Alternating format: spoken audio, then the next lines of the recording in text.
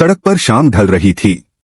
हल्की ठंडी हवा चल रही थी और शहर की गलियों में पीली पीली रोशनी जल चुकी थी। भीड़भाड़ वाला बाजार धीरे धीरे शांत हो रहा था। दुकानों के शटर गिरने लगे थे, लेकिन उस भीड़ में एक छोटा बच्चा चुपचाप होटल के बाहर खड़ा था। उसकी उम्र मुश्किल से 10 या 11 साल रही होगी। फटे पुराने कपड़े, पैर में टूटी हुई चप्पल और चेहरा भूख से पीला पड़ा हुआ। उसकी आंखों में एक अजीब सी थकान और उम्मीद दोनों झलक रही थी। होटल के दरवाजे पर खड़ा होकर वह अंदर झांक रहा था। लकड़ी की मेजों पर लोग बैठकर गर्मागर्म खाना खा रहे थे। रोटियों की खुशबू, सब्जी में पड़े मसालों की महक और ताजा पकाई दाल की खुशबू उसके नथुनों में भर गई थी। बच्चे का पेट कई बार से खाली था। उसने होंठ काटे और धीरे से बोला, काश थोड़ी सी रोटी मिल जाती।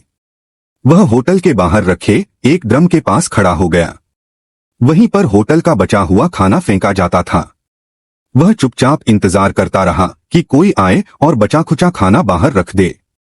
अचानक होटल का एक नौकर आया और प्लेट में बचे हुए टुकड़े उस ड्रम में डालने लगा। बच्चा झटके से आगे बढ़ा और कांपते हाथों से उसमें से एक सूखी रोटी का टुकड़ा उठाया। उसी वक्त होटल के मालिक की नजर उस पर पड़ी। मालिक 50 के करीब उम्र का आदमी था। सफेद कुर्ता पहने, चेहरे पर सख्ती भी थी और कहीं न कहीं गहराई भी। उसने बच्चे को बचा हुआ टुकड़ा उठाते देखा तो गुस्से में बोला, अरे तू क्या कर रहा है?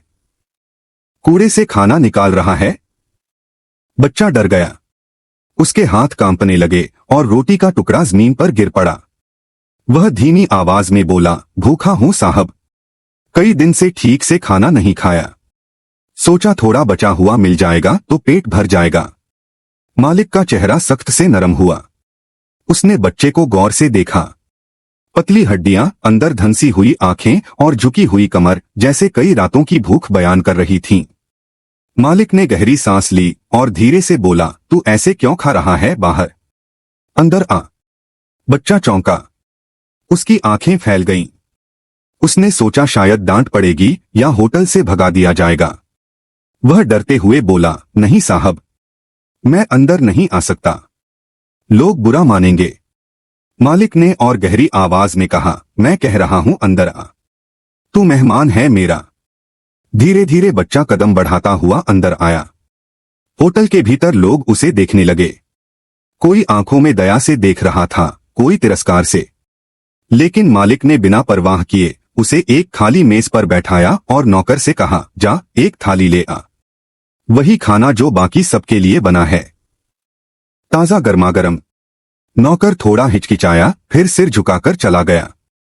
कुछ ही देर में उसने गरम रोटियां, दाल, सब्जी और थोड़ा चावल बच्चे के सामने रख दिया। बच्चा थाली को देखता ही रह गया।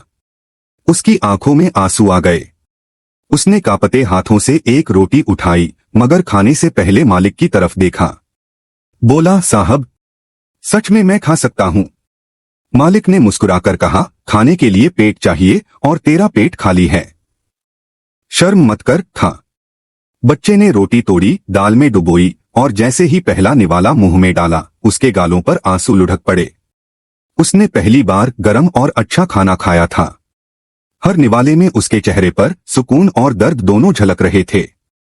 होटल के ग्राहक चुपचाप उस दृश्य को देखते रहे।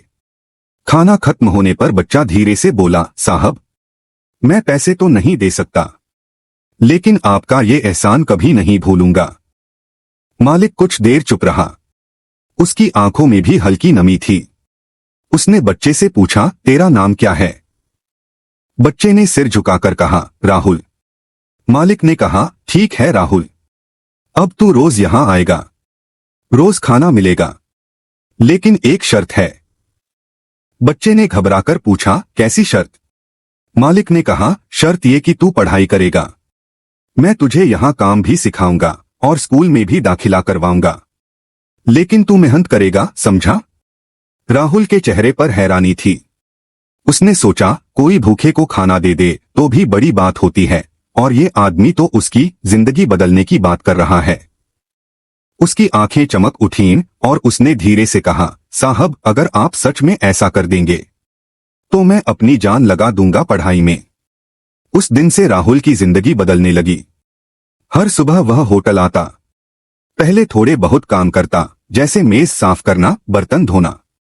फिर दोपहर में मालिक उसे पास के स्कूल ले गया। उसका नाम लिखवाया गया। शुरू में राहुल को मुश्किल हुई। किताबें देखना, अक्षर पहचानना सब नया था। लेकिन उसके भीतर भूख से भी बड़ी भूख थी, सीखने की भूख। मालिक का नाम जगदीश था। जगदीश हर शाम उसे बैठाकर कहता, राहुल याद रख, गरीबी इंसान को रोक नहीं सकती अगर इरादे मजबूत हों। राहुल ध्यान से सुनता और पढ़ाई में जुटा रहता। स्कूल में धीरे धीरे उसकी पहचान बनने लगी।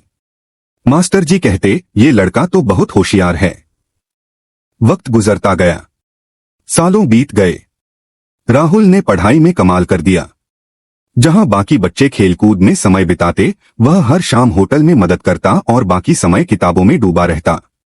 जगदीश उसे हमेशा समझाता, खाना पेट भरने के लिए है राहुल, लेकिन असली भूख इंसान के सपनों की होती है। अगर सपने पूरे करना चाहता है तो मेहनत करनी होगी। राहुल ने ये बात गांठ बांध ली। धीरे धीरे उसने हाई स्कूल पास किया, फिर कॉलेज गया। पढ़ाई के साथ साथ वह होटल में भी काम करता रहा। आज जो लोग उसे कूड़े से खाना उठाते देखते थे, वही लोग अब उसे इज्जत से सलाम करने लगे। कई साल बाद जब राहुल ने पढ़ाई पूरी की और नौकरी के लिए शहर से बाहर गया, तो जाते वक्त उसने जगदीश से कहा, साहब अगर उस दिन आपने मुझे अंदर बुलाकर खाना न खिलाया होता तो शायद मैं आज जिंदा भी न रहता। आप मेरे लिए सिर्फ मालिक नहीं बल्कि पिता जैसे हैं। जगदीश की आंखें भर आईं। उसने राहुल के सिर पर हाथ रखते हुए कहा, बेटा मैंने सिर्फ तुझे मौका दिया था, लेकिन तूने उस मौके को पहचानकर मेहनत की। यही तेरी जीत है। वक्त ने और करवट ली। कुछ साल बाद राहुल एक बड़ी कंपनी में अधिकारी बन गया।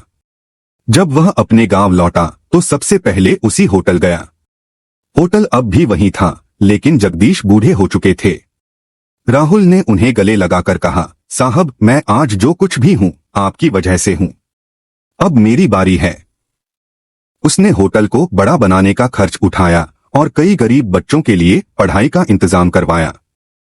राहुल ने मुस्कुराकर कहा, उस दिन आपने एक भूखे बच्चे को खाना दिया था, लेकिन दरअसल आपने उसकी जिंदगी बदल दी थी।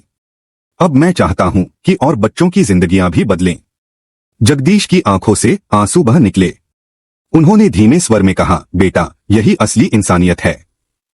और इस तरह एक भूखे बच्चे की पुकार से शुरू हुई कहानी इंसानियत और सपनों की मिसाल बन गई। कहानी यहीं खत्म नहीं होती, बल्कि यहीं से शुरू होती है एक नया सबक। एक होटल मालिक ने उस दिन सिर्फ एक भूखे बच्चे को खाना खिलाया था, मगर उस छोटे से कदम ने एक जिंदगी बदल दी। और फिर वही बच्चा बड़ा होकर अनगिनत बच्चों की जिंदगियां बदलने का जरिया बन गया। कभी कभी इंसान को लगता है कि उसके पास देने के लिए कुछ नहीं है, लेकिन सच तो ये है कि जरा सी दया, एक छोटी सी मदद किसी की किस्मत की सबसे बड़ी चाबी बन सकती है। अगर जगदीश उस दिन चुप रहता और राहुल को बस डांटकर भगा देता, तो शायद हम सब ये कहानी कभी न सुन पाते। याद रखिए, भूख सिर्फ पेट की नहीं होती, भूख सपनों की भी होती है। और जब कोई इंसान किसी और की भूख मिटाता है, तो असल में वो इंसानियत का सबसे बड़ा कर्ज चुका रहा होता है। ये कहानी हमें यही सिखाती है कि अच्छाई का एक छोटा सा कदम आने वाले वक्त में इंसानियत की सबसे बड़ी मिसाल बन सकता है।